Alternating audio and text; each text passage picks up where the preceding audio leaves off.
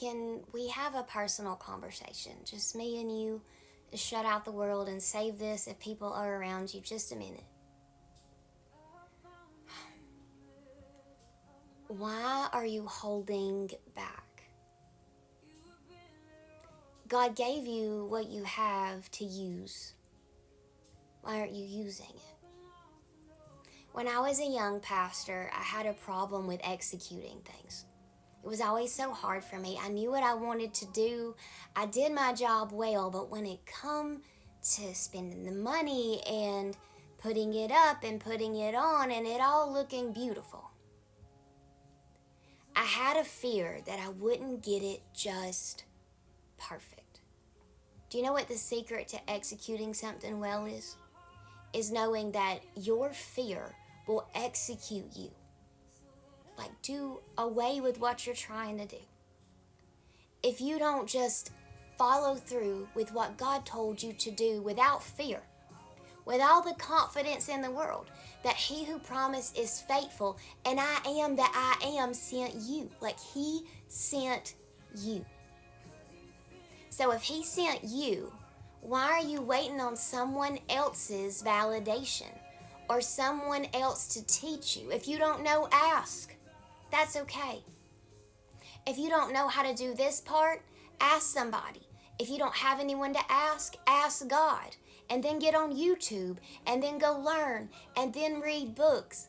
But ignorance is not an excuse to not do what God called you to do. And I don't mean you're ignorant or you're dumb or you're stupid. I don't mean any of that. I mean, go and learn what you need to get you confident. But in the meantime, do it anyway. Do it scared.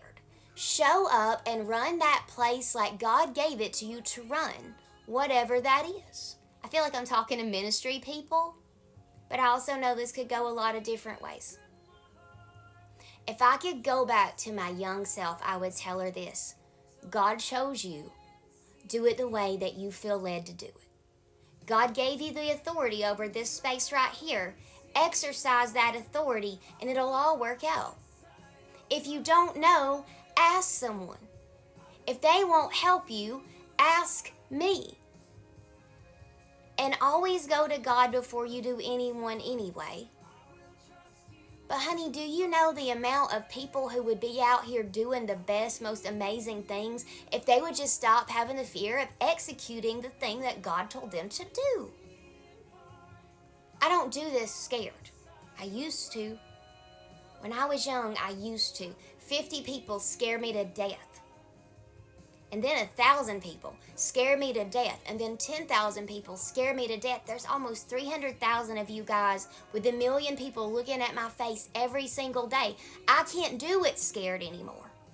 God had to work me up from those spaces that I was terrified of 50 people. To where I can look at you now like I am sitting across from you at a table and we're just kikiing in a kitchen. Because now, it's comfortable. Now, I know that God's got me, and if I come out here and sound crazy, he's going to clean it up and he's going to make me look good, even if that day I look like a tater sack. God has got this. He gave you the plan. He gave you the know-how. Now go act like you know how.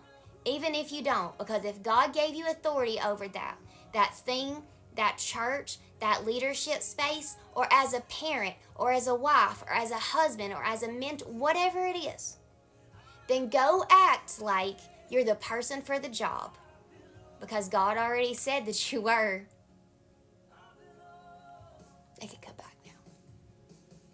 You can do this. Stop being so afraid. Fear is not the answer.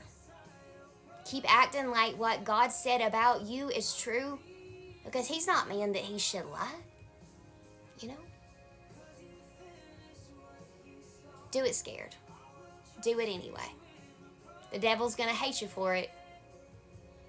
But I've never loved being hated more. It's one of the things I'm grateful for. The enemy hates me.